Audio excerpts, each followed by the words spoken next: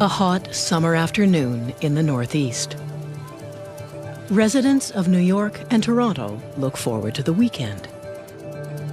No one could predict what is about to happen. Doors shut quickly at City Hall. Nobody was allowed in because the metal detector... Massive power blackout hit the United States and Canadian cities, closing nuclear power 100 plants. power plants shut down and 50 million people in 2 countries. Emergency has been declared in New York State. Mayor Bloomberg of New York City... In a matter of seconds, 50 million people simply fall off the grid. Phone lines and water systems fail, and thousands of people are trapped in elevators and subways. People started to panic, like we couldn't breathe. It'll be okay, honey. It'll be all right. It is August 14th, 2003, and the largest blackout in North American history causes $6 billion in damages. The official cause? Overgrown trees on power lines. But there's more to this story than troublesome trees. Just 3 days earlier, on August 11th, someone, somewhere, released one of the most damaging computer viruses ever written. Blaster.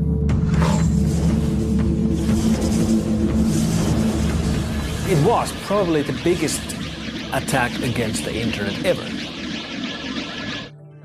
Mikko Hyppönen is one of the world's most respected virus hunters. It is here, at F-Secure, an antivirus lab based in Helsinki, that he and his team first identify Blaster when it hits the internet. What astonishes Mikko is the impact the virus has on the physical world. Blaster was the first worm that really showed that an attack like this can affect society and the normal life.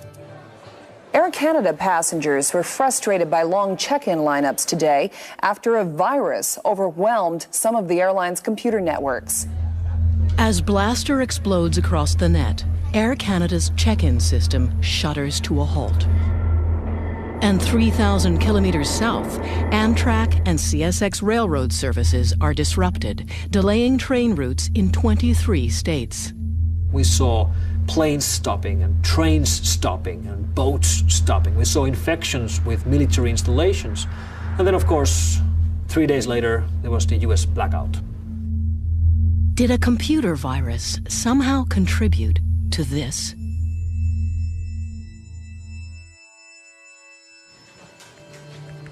In the 21st century, most of us have had a run-in or two with a virus.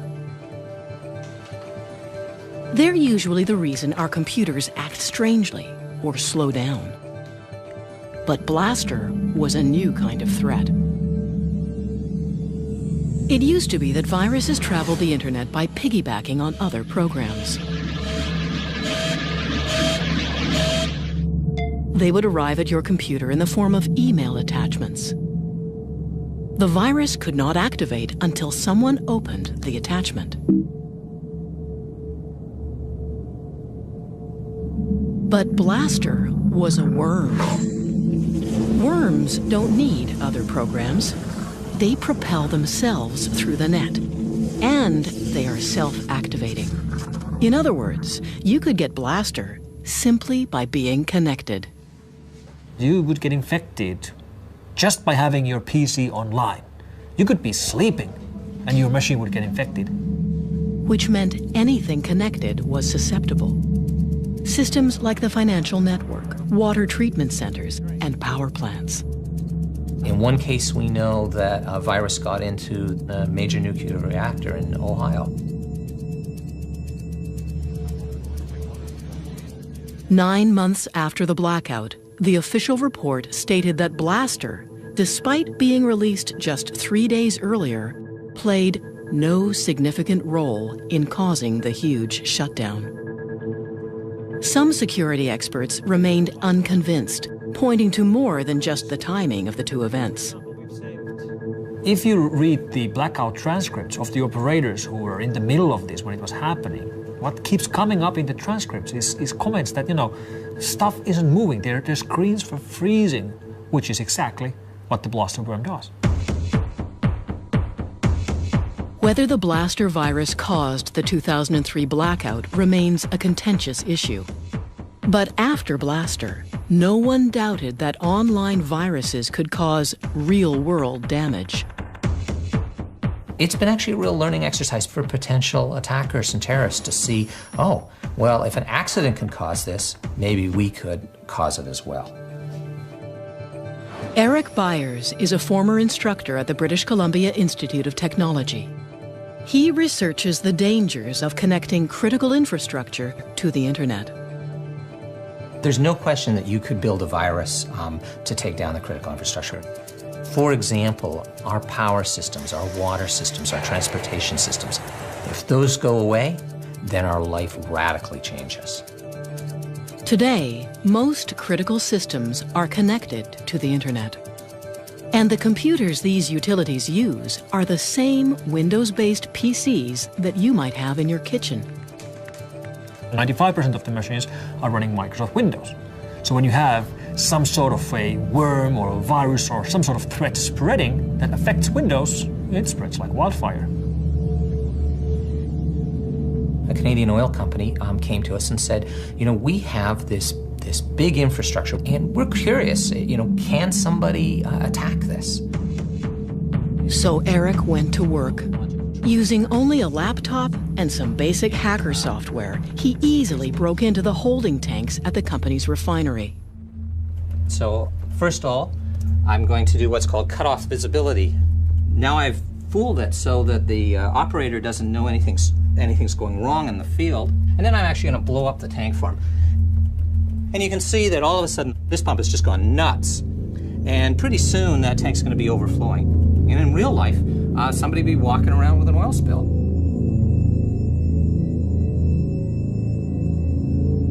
I wish that I could say, nope, all our critical infrastructure is secure, but it's not. If connecting power plants and oil refineries to the internet is putting them at risk, why not leave them unplugged? For business reasons, for business efficiency. Mary Kerwin is a security consultant and a columnist for the Globe and Mail.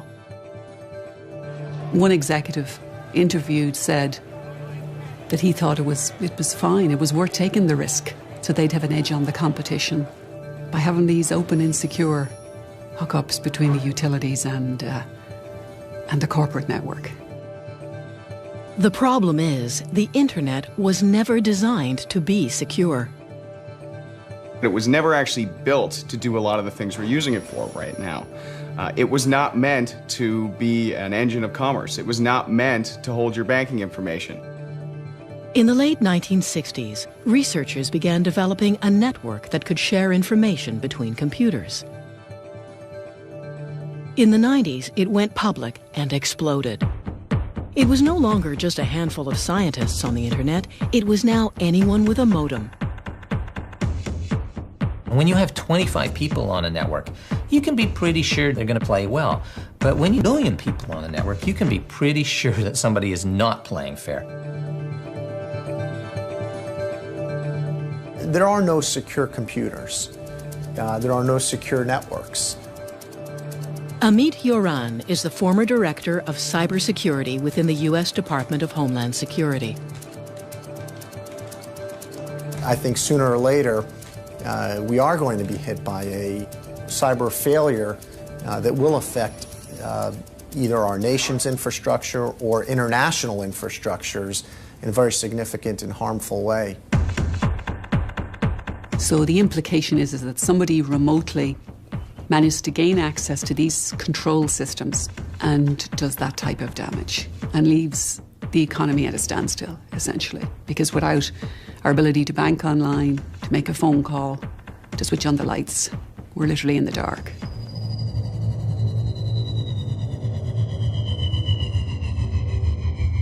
Like most viruses, Blaster had no specific target. Its damage was collateral, releasing it an act of cyber vandalism. Something a kid might do. Most of the time when these guys get grabbed, if and when they get grabbed, it was just for sport or their pals, or they were sitting in their schoolroom in Germany and somebody annoyed them, so they decided to play a game and write viruses or whatever. So usually they have, particularly the kids, they have no clue of what they're doing, and that's why they can be very dangerous. They're called hackers. Some would say they're nothing more than hobbyists, kids mostly. But hackers grow up too. We are the people that are behind the scenes of everything that you take for granted on the internet. It's us. There are three types. The white hats are the good guys. They're the virus hunters or the IT people at your office. The black hats are the bad ones.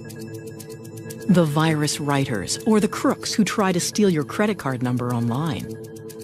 And then, somewhere in the middle, are the gray hats. They work both sides of the street, guns for hire in a Wild West industry. Tell us who you work for, Donnie. Let's go somewhere else right now.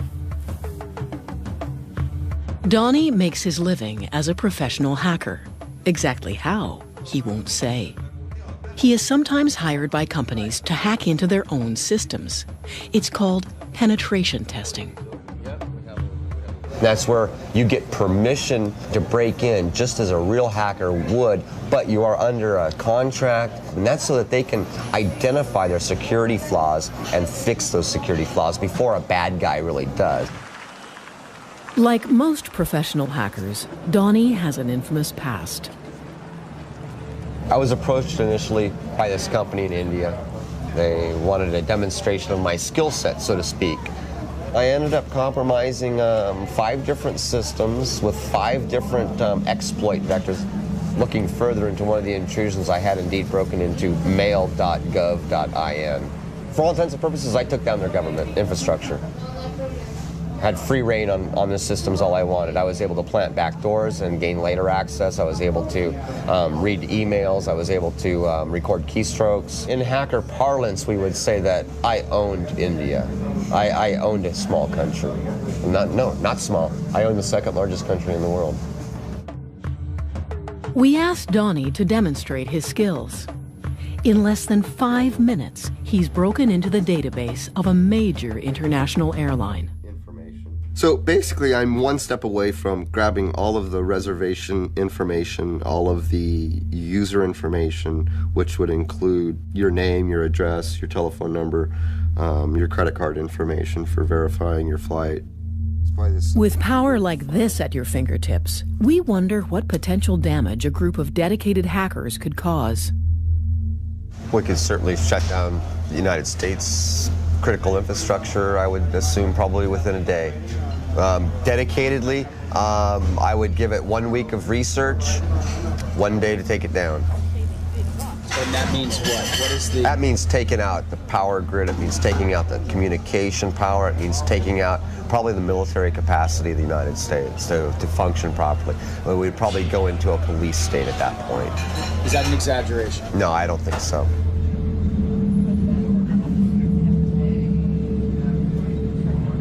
Hacking is a growth industry. There are now books, magazines, and classes that teach hackers how to breach internet security. There are even hacker conventions. DEF CON, held every year in Las Vegas, is the largest. Can you imagine 7,000 hackers loose in the entertainment capital of the world? DEF CON isn't your average convention. It's cash only at the door, which isn't such a bad idea. With 7,000 hackers afoot, it's probably the last place you'd want to use your credit card. Well, DEF CON's been going on a long time now, various degrees of notoriety, hacking their badges and hacking each other and hacking each other's cell phone, and can be a dangerous thing to attend. At DEF CON, you can learn how to pick a lock, electronic or otherwise, or how to hijack a digital billboard. And though most attendees are hackers, there's also more than a few federal agents. In more recent years, you have so many undercover FBI agents that it's hard to tell law enforcement apart from the real deal. Depending on who you talk to, the FBI are there to either spy on the hackers or recruit them. We seek out the rockstar hackers to find out what the cutting-edge threats and vulnerabilities and tomorrow's issues and problems are, because they know. Somebody told us it's easy to spot the FBI. They're the guys over 35. And today, with software designed for children as young as 6 months old, a new and far younger generation of hackers is right behind this one. In the shady online world of the hacker, there is no one more notorious than Mafia Boy. A surprise move today by the Montreal teenager known as Mafia Boy. He admitted in court he is the hacker who crashed several popular websites last winter. The turn of the millennium saw the peak of the first .com gold rush. Internet giants like Yahoo, eBay, and Dell.com were doing hundreds of millions of dollars in online business every day. But in February 2000, these sites suddenly found themselves at the mercy of a 15-year-old kid. Michael Calce, aka Mafia Boy, a high school student from Montreal. My dad got me a computer when I was extremely young. I was 6 years old. It just, I don't know, it fascinated me what I could do with this machine. At 12, Michael was already a respected hacker. And by the time he was 15, he was asked to join what was then one of the most powerful hacker groups online. And I felt honored at the time. You know, we're talking about TNT Force. This was a big Russian hacker group that had a big foundation and serious programmers in it. As TNT's newest member, Michael was eager to show off his skills. He hatched a plan to destroy a rival hacker gang by building the ultimate online weapon. I'm going to make a new tool, something that is so powerful people have never seen before, and they're going to run for their lives and wish they were never hackers. But before he attacks his enemies, Michael must first test the weapon. He picks a target: Yahoo. To this day, the biggest, busiest, and most profitable website in the world. It really never entered his mind that one of the most important sites on the internet, one of the most valuable e-commerce companies out there, would actually get taken out by what he built. In the early morning hours of February 7th, 2000, Michael prepares his attack. He puts the weapon on a timer, thereby creating an alibi, and then heads off to his grade 9 classroom. So he's sitting in a classroom, the teacher's talking, and Mike isn't paying any attention because all he's thinking about is 3, 2, 1, it's launched. And at 10 a.m., what is still the largest internet attack in history begins. I got home, I was just dying to get on the computer and see exactly what the results were. And I realized it was more than successful when I got home because Yahoo.com was still down. Michael's weapon launched a direct assault on Yahoo computers. It was called a denial of service attack. Every time you access a website, you make a request from that site's computers. What Michael did was harness the bandwidth of dozens of larger computers, mostly from universities in the US. By turning them all onto Yahoo and making millions of requests every second, he crashed Yahoo's site. It's like if you call a pizza place and the phone is busy, it means that they're dealing with too many phone calls. Same thing. I bombard them with so many requests, they're just offline. Even today, there are very few defenses against this kind of attack. After seeing Yahoo collapse, Michael got a little carried away.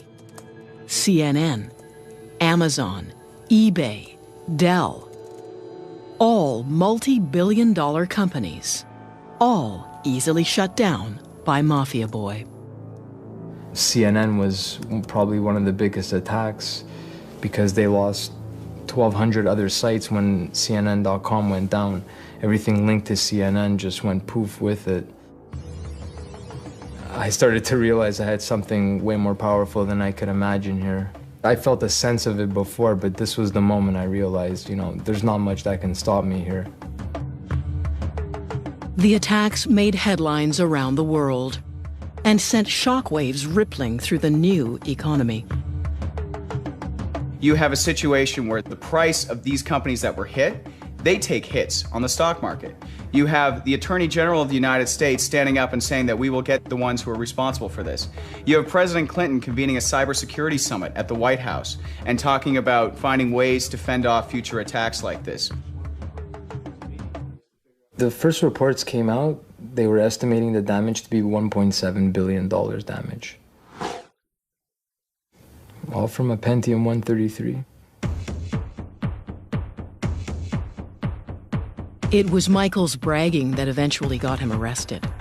He served 8 months in a juvenile home. But he left a legacy. Suddenly, the internet didn't seem like such a great place to do business after all. People didn't really realize the extent to which the internet was vulnerable until a 15-year-old kid kind of showed them. I think it, in a sense, showed that the emperor had no clothes. That the thing experts had known all along, that building e-commerce on top of the internet is maybe not the best idea. It also showed that there wasn't a coordinated strategy in the government, in industry, to actually combat and fix a lot of these flaws and to fight off these attacks. The internet has little to no law enforcement. It's simply too big, too international, and too anonymous.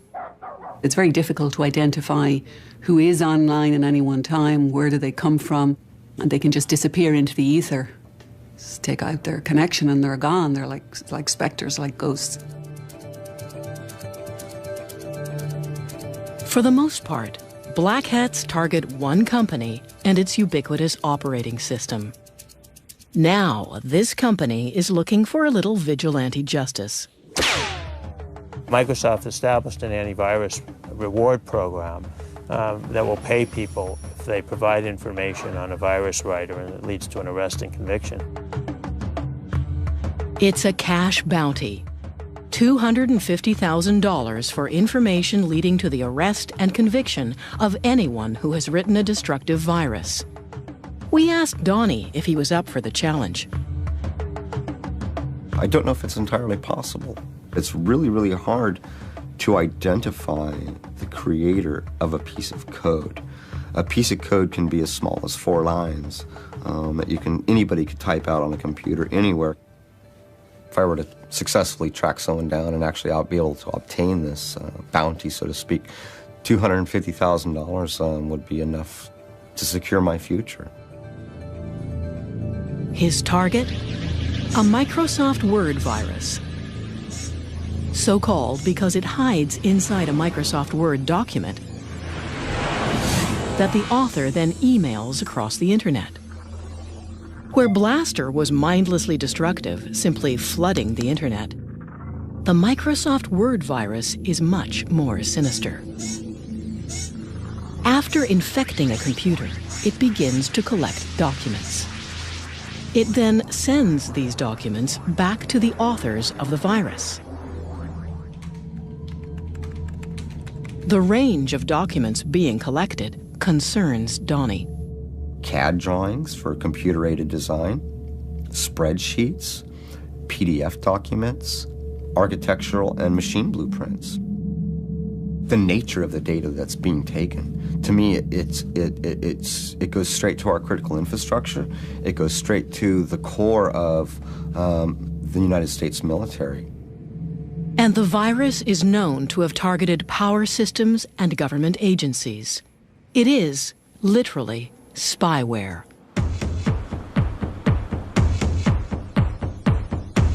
Donnie's first stop in his search for the authors is Russia, home to the blackest of the world's black hats. We may not be able to pull this off, but we can certainly try.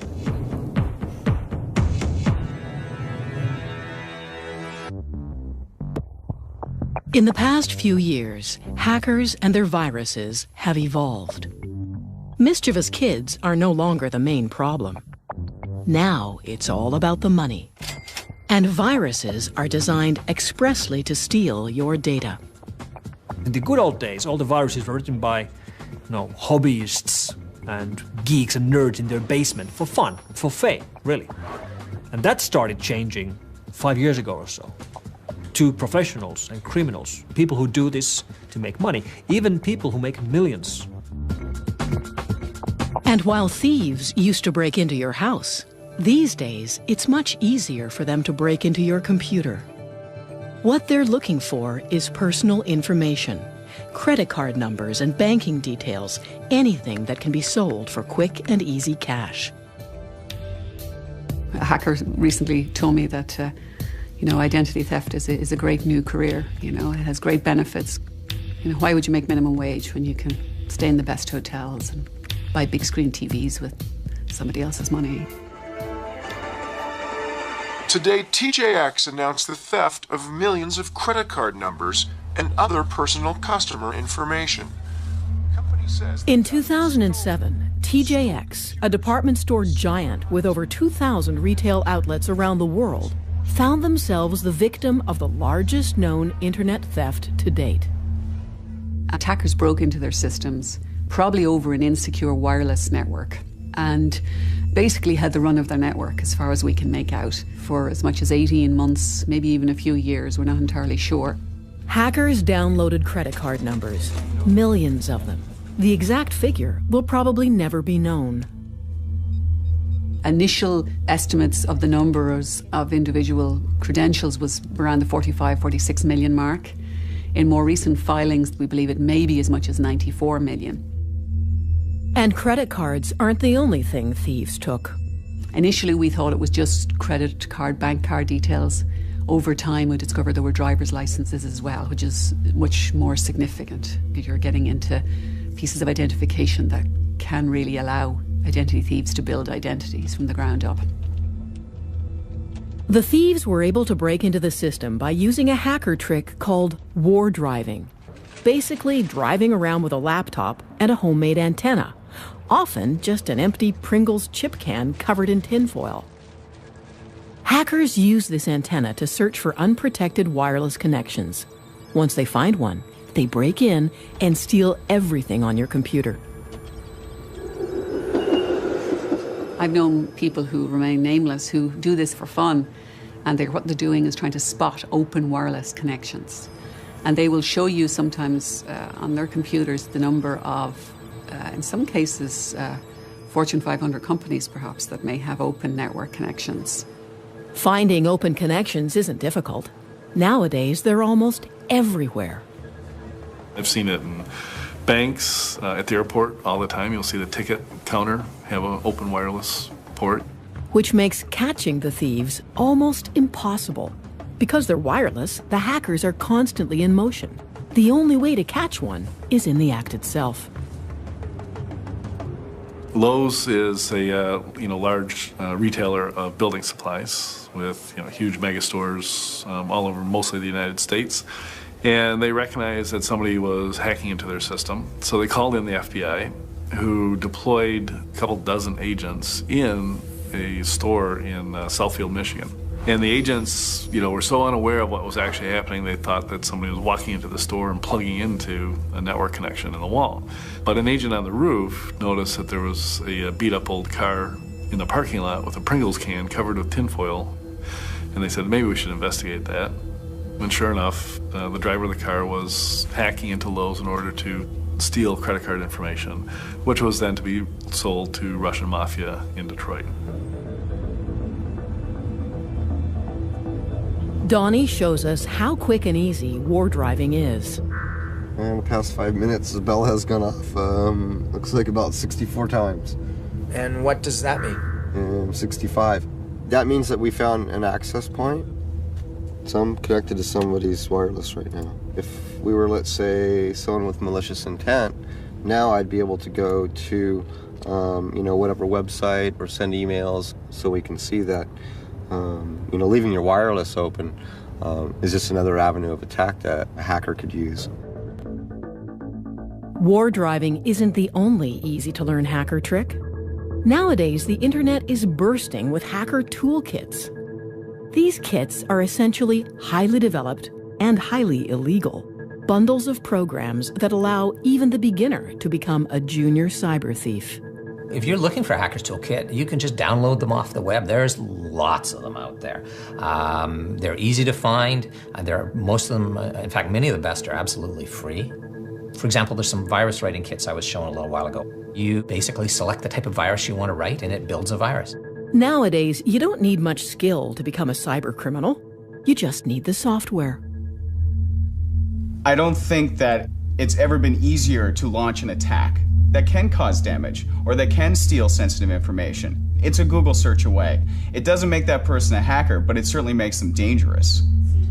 With the abundance of toolkits, you'd think you'd hear about cyber attacks more often. But some companies choose to keep that information to themselves.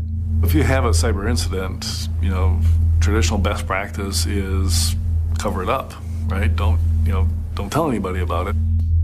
Currently, there are few laws that force companies to disclose cybercriminal activity, and most organizations aren't that eager to make their customers nervous. They don't want their customers to know that 10 million credit card numbers got stolen. They don't want to have to disclose that. They don't want their stock price to take the hit. It's important for security researchers out there to be able to share data and to see how attacks are evolving. But if companies won't even admit they've been attacked, let alone show how it happened, how are we supposed to get better? It's a real problem. Once thieves have your information, they sell it to the highest bidder, often advertising it in a thriving online black market. That's the biggest development in internet security in the last 2.5 years. Has been the advent of markets for identities. In the black market, working credit card numbers go for as little as $1 each. There's sampling, just like there's in the drug trade, where they'll give you 10 to test, and then you test them. Oh, they're all good. I could actually get money out of them or buy something with them. And full identities, which can include social insurance numbers and addresses, sell for as little as $5. There's been cases where kids have made up to $150,000 in 6 months from various types of credit card fraud and phishing schemes and have gone on a spree of electronics buying. In the past few years, cybercrime has exploded. Some reports put it on a par with the drug trade. And a 2006 survey found it was more costly to businesses than conventional crime. And most of it comes from one place. When you think today about, what's this sort of country of hacking right now, I think most experts would point to Russia. A few years ago, the Russian mob, sensing a unique opportunity, went online.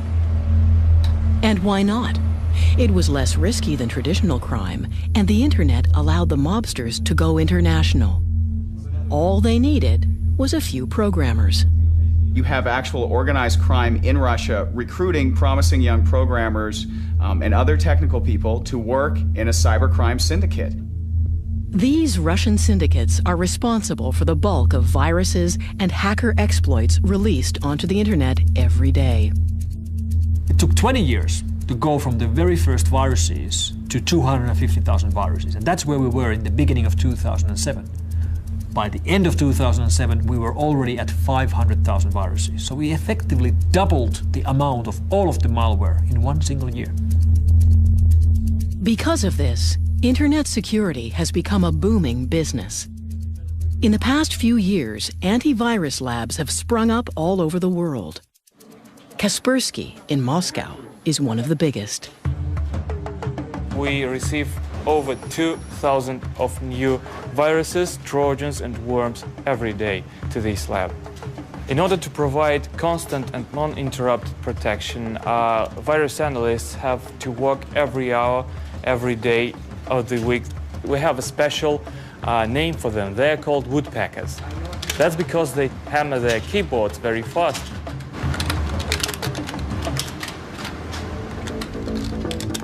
Donnie seeks help tracking down the authors of the Microsoft Word virus. He gets in contact with a group of Russian cyber criminals. These guys are really no different than a criminal ring that would be specializing in stolen car parts or stolen electronics. where they're trying to turn it, sell it, launder the money, and get some type of percentage out of it. One of the group agrees to meet with Donnie in a cafe.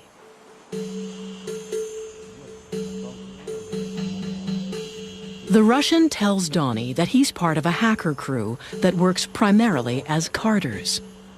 They steal credit card information and then sell it online. Yes, for a year or something, like we card, how can I say, we hustle.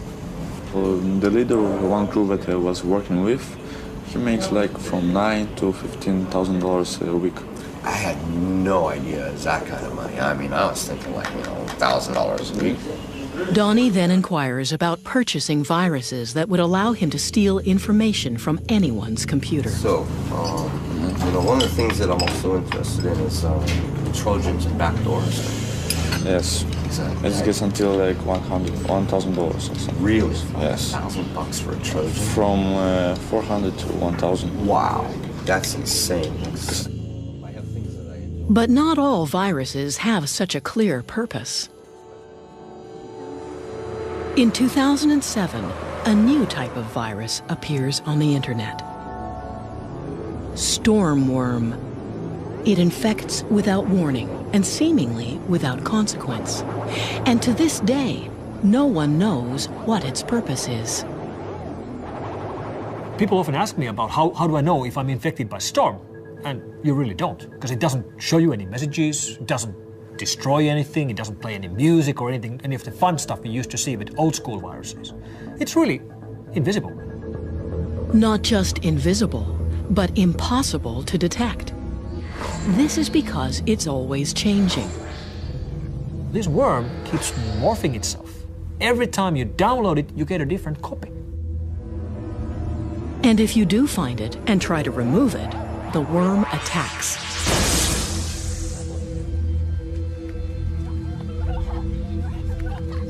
But the biggest reason Stormworm is making headlines around the world is that it turns a computer into a so-called zombie or robot. The author of Stormworm can then control your computer, now a zombie, remotely, without you knowing. The zombie computer means a computer which is no longer in control of its owner.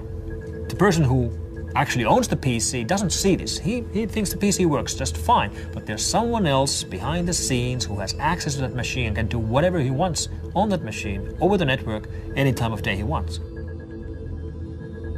The worm infects thousands of PCs, creating thousands of zombies. The author of the worm then links all of the zombies together, creating a robot network, or botnet. So the idea of these botnets is that characters who manage to get bad code onto your computer, they own your computer, they have, I like to call it the key under the mat. They can come back anytime they like. You don't know even that they're there. Once you have a botnet at your disposal, you can use the combined power of all these computers at the same time. So you can, for example, send an instruction that all of those machines start to send as much traffic as they can against one single website. That's a denial of service attack. The same type of attack Mafia Boy used to take down Yahoo. There are Russian botnet operators right now selling denial of service attacks launched from their botnets by the hour or by the day. What's unique about Stormworm's botnet is its size and sophistication. Experts estimate the number of linked computers to be in the millions. But still, no one knows this botnet's purpose. Estimates are that it alone has infected 50 million machines, and it has not been used for anything.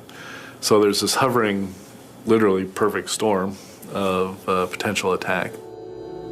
So the concern is that the Stormworm has created all these compromised computers that in themselves create a kind of almost a massive supercomputer.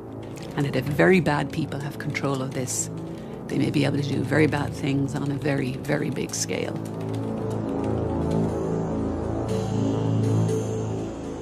Donnie continues his search for the authors of the Microsoft Word virus. He asks his source if the Russians are involved. they're getting like CAD drawings and design features from companies like that are making like missiles, that are building like subcontractors for the army. It's a hack. We don't get into it of people that do it. So I don't know nothing about it. So you don't know anything about this Microsoft Word virus? I mean, some people tell me, this stuff is coming. The Russians are using. And China is, yes, they have the technology and they have everything. So they're the most people who get into hacking stuff like this. They're going for the big things. Big things. Yes.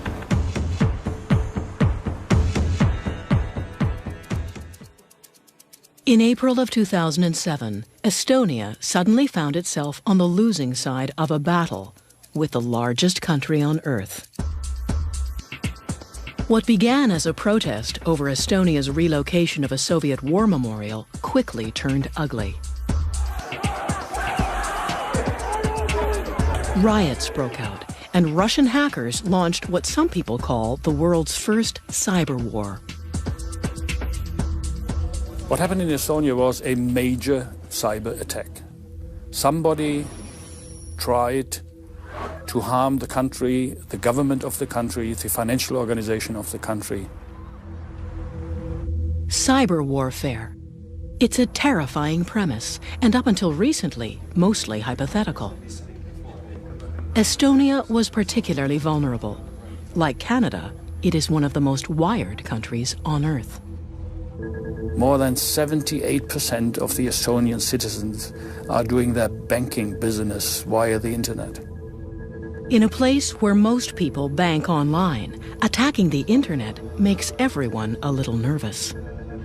Down to the point that people may ask, is my money still in the bank if I don't have access to my money? Within minutes, hackers shut down the banks. They also targeted broadcasters, newspapers, and government offices. We saw the single largest attack against all of the infrastructure of a single country we've ever seen. And it really started to affect the everyday life of people. And though the Russian government denies any involvement, there's no doubt the attacks were politically motivated. We don't have solid evidence that this is related to any governments. However, we have reasonable evidence to believe that this has its roots in Russian Federation. At one time, the U.S. saw Russia as the main cyber warfare opponent. As early as 1998, the country was accused of hacking into U.S. government systems. But these days, America fears a new cyber spy: China. That is the country that we're most worried about. Rick Howard is a retired lieutenant colonel of the U.S. Army. He spent the last 2 years of his career as the chief of the Army's Computer Emergency Response Team, the Cyber SWAT team of the U.S. military. China, in their own doctrine, their own military doctrine, says they'll be ready to take on the U.S. by 2025. They're not going to do that tank on tank. That's not what their plan is. Their plan is to go at us with asymmetric warfare, using the internet as part of their attack vehicle. Rick believes that Chinese hackers are currently mining U.S. government computers, using tools that are similar to the Microsoft Word virus. They steal every document on those hard drives. Every Word document, every PowerPoint document, every Excel document, and they bring them back to China. We're talking about millions of documents. Stealing national secrets over the net has replaced old-fashioned espionage. But Rick's greatest concern is that the Chinese military is training and recruiting hackers. The PLA in China recruit hackers from the Chinese population, and they train them in military information warfare tactics. They give them a regular salary so that they can go and try to penetrate U.S. government and other government institutions. In 2007, the U.S. claimed China cyber-attacked the Pentagon. The Chinese government officially denies these claims.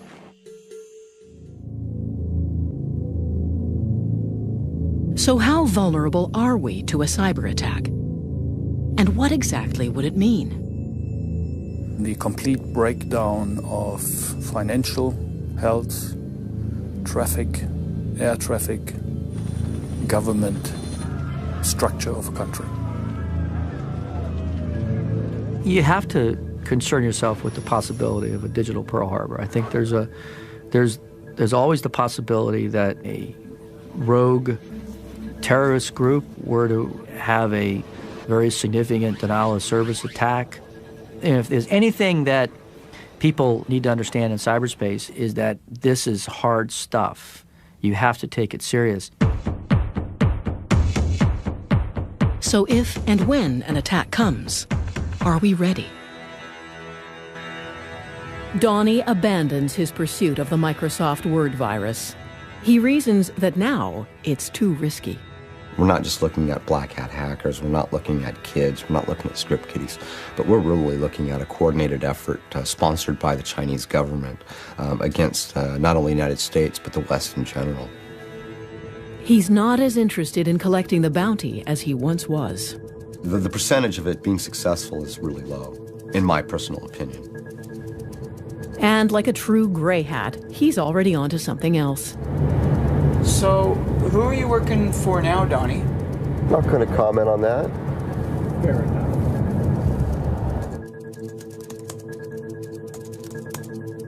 Michael Calce has written a book about his life as a notorious hacker.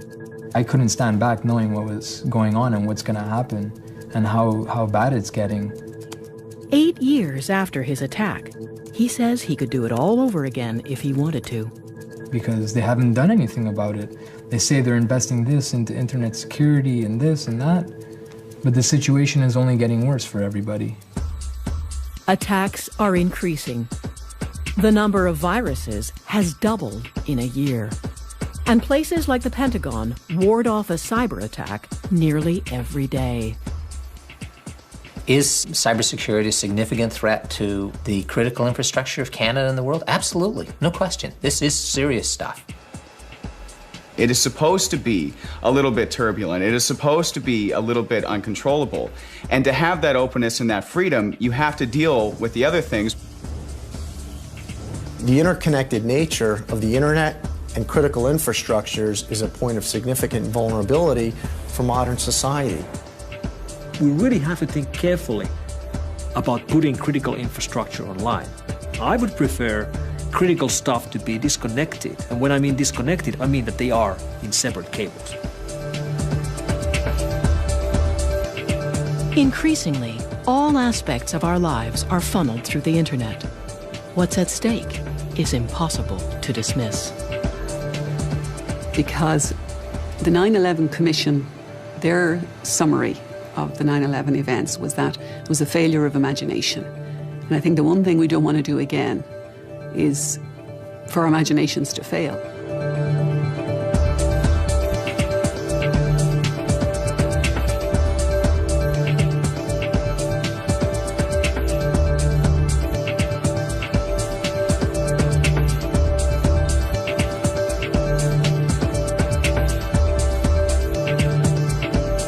Join us next week for a documentary about terminal illness and the right to die in The Suicide Tourist next Thursday night.